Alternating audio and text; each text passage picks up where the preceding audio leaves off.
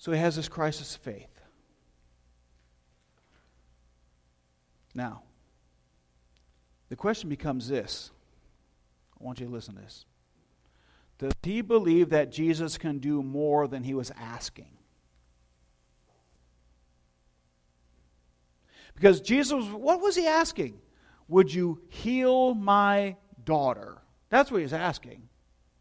But he's asked to believe that he can do more than he was asking. He was asking to make a sick person well. Now he has to believe that he can make a dead person alive. That's a little bit more than he was asking. Isn't that a little bit more than he was asking? Come on, church. Being sick and being dead is two different things. What does Ephesians 3:20 and 21 say? Because this applies to us. Now to him who is able to do exceedingly abundantly above all that we can ask or think according to the power that works in us. To him be the glory in the church by Jesus Christ to all generations forever and ever. When it says for all generations forever and ever, what does that mean? For you too. What are you going to do in a crisis of faith? Do you believe he can do more, abundantly more than you can ask or think, or not? Is this for all generations? This is not just for Jairus, and we know how that turned out for him, but what about you? Do you really believe that God can do abundantly more, all that you can ask or think, or not? Because how you live your life and how easy you give up kind of tells us what you believe. Some things are worth fighting for, amen? Worth fighting for. Some things are worth believing. And if God says it's not impossible, I can bring the dead back to life, it doesn't matter what's dead around you, do you think that God can go in there and resurrect it?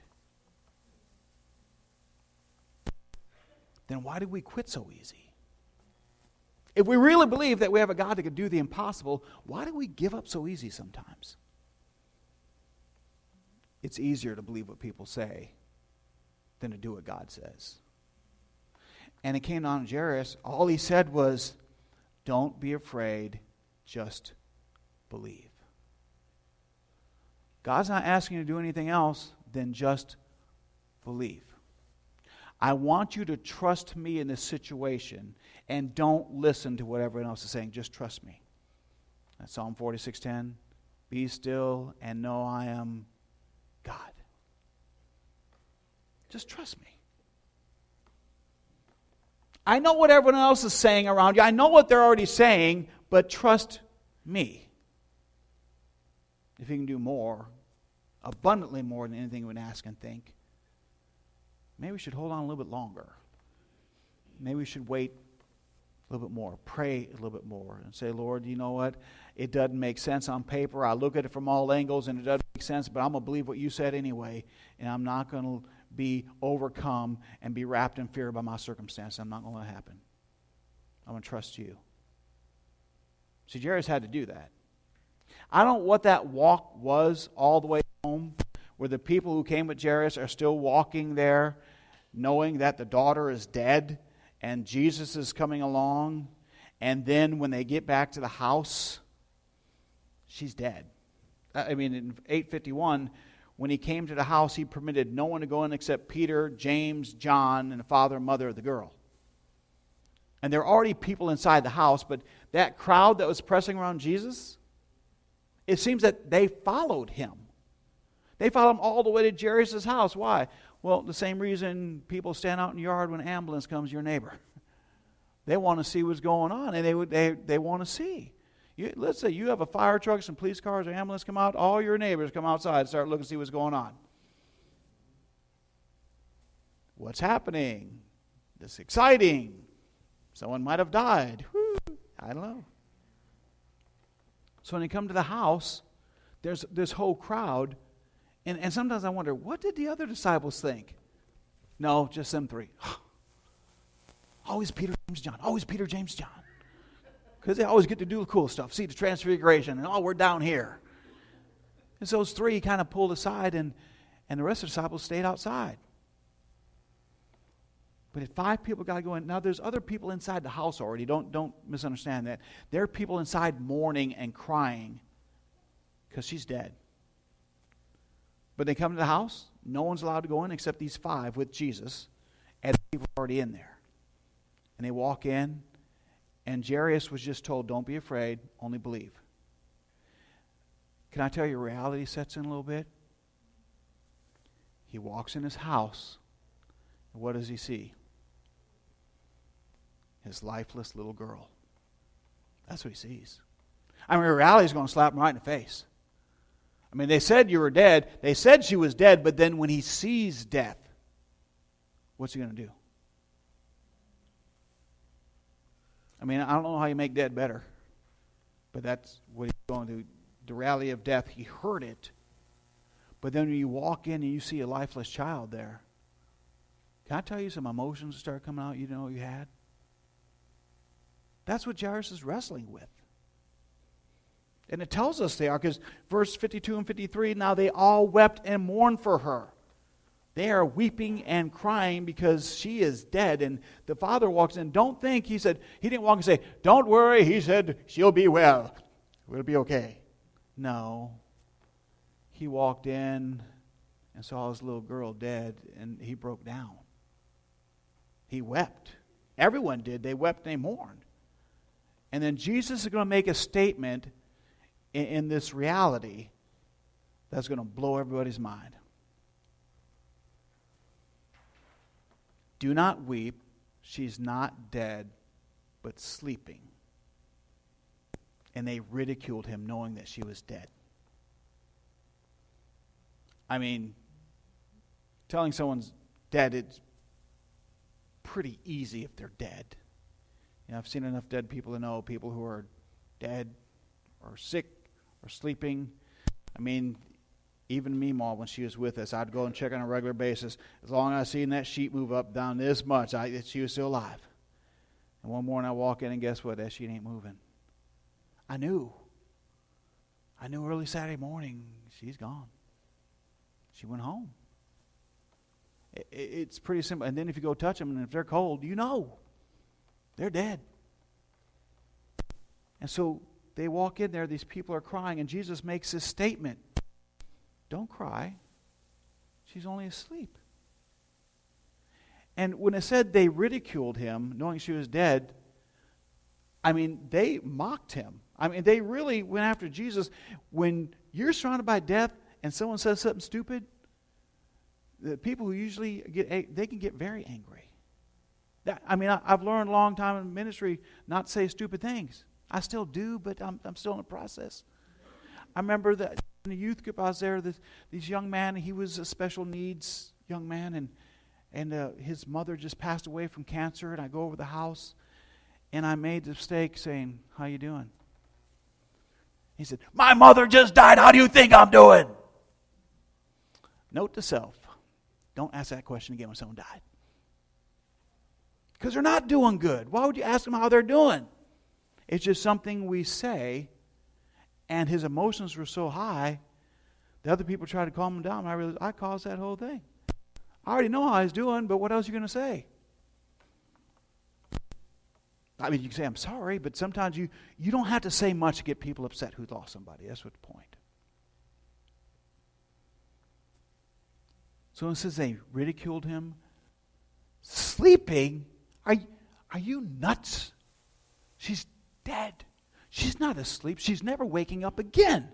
Who let this guy in here? Why is he in here? I mean, it would get crazy. People would be upset with him because he had the audacity to make this statement. So much so that, look at 54. He put them all outside. Listen, all you non-believers, you have to leave right now. I'm doing something special. You don't get to see it. And boo-boo. I don't know what he says. But he puts them out. He has to get rid of them. Say, okay, everyone thinks she's dead, raise your hand. Okay, leave. Leave. And then he goes over there, and he just takes her by the hand and says, little girl, get up. That's all he does. He walks over there, grabs her hand, and just says, it's time to wake up. Now, if Jairus is still there, and he's still having this whole crisis of faith, and Jesus walks over, grabs his hand, I mean, he is still thinking, she's dead. She's dead. I mean, he picked up her hand, and if you'd have dropped it right then, nothing would have happened. But he just says this word, and in 55, it says, then her spirit returned. And she rose immediately. And then he commanded that she be given something to eat. You know what death is? It tells us right here, death is when your spirit and your body separate. It's when your spirit leaves your body, and your body is still here, but your spirit's not in it. Death is called separation. When God told Adam and Eve, the day you eat of it, you'll surely die. Oh, they didn't die physically. They died spiritually. The day they ate of it, their spirit left them. They're dead. They're still alive, but they weren't like they were before. Because there was a separation. And we call separation death. That's what we call it. But when it comes down to it, when the spirit leaves a body, it's death because it's separation.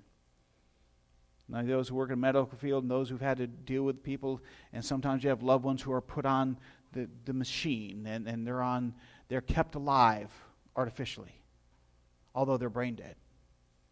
I mean, there's nothing there, there's no activity, but the machine is keeping their body functioning, and some of you have had to make decisions. Do we pull the plug or not? What do we do? And if that machine's the only thing keeping alive and their spirit's already gone, they're gone. But here it says when her spirit returned, and that's what happened. Her spirit came back and came into her body, and she arose immediately.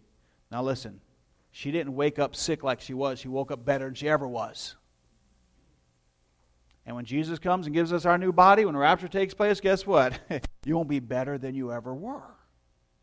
When your spirit comes back and comes in your new body, you're going to be better than you ever were. So this little girl, she didn't wake up in the same state she was. If she did, she would have woke up sick. She didn't wake up sick. What did Jesus say? Believe and she will be well. So she woke up not sick. First of all, she woke up because she wasn't dead. She was just sleeping. Jesus knew where her spirit was, and he spoke to that spirit. Spirit, get back to this little girl. Not right now. Come on back home. And it happened. She reads up. And then they have to be commanded to give her something to eat. So why in the world do they have to command that? Well, probably for the same reason when he rose Lazarus from the dead, said, why don't you unwrap him before he dies again? Because sometimes that stuff shocks your mind and you're so overwhelmed you forget about the normal stuff. I mean, Lazarus comes from the dead. I mean, he's walking out wrapped up. And Jesus said, unwrap him. Would you please just take that head thing off? He's going to suffocate if you don't take care of that boy. And here, she was sick, right? How many of you have been so sick that you haven't eaten for a couple days? Nothing sounded good? And if it sounded good for a minute, it didn't feel good coming back up. You've been sick where you haven't eaten for several days. If she's been sick for a week or more, she's probably eaten very little to begin with. So he makes her better and says, listen, I made her better. I didn't make her full. Give her something to eat. She's better. Well, she doesn't have an appetite. She does now. Feed her. So he takes care of her and then has to instruct the parents, give them parenting class. Okay, feeding your child 101. When they wake up sick and hungry, give them something to eat. He does that. Now, you come to this point, and the last verse we're going to look at, her parents were astonished. Astonished. And then he says, don't tell anyone what happened. First of all, the mother was there the whole time, watched her daughter take her last breath. And I mean, she was there and watched her daughter die. And then Jairus comes home with this guy and 3 other guys, walk in, and says, oh, she's just sleeping. I mean, she has to process all this also. And then to see her restored to life right in front of her and him, I mean, it's overwhelming. I mean, it blows her mind. They have to even be told to feed their daughter because they're not even thinking about anything else. They're just overwhelmed. And then Jesus says, please don't tell anyone what happened. Now, let's be honest. How many of you had a dead child brought back to life would not tell anybody? I heard your daughter's sick. How's she doing? She's better. Well, how'd you get better? He didn't say I couldn't write.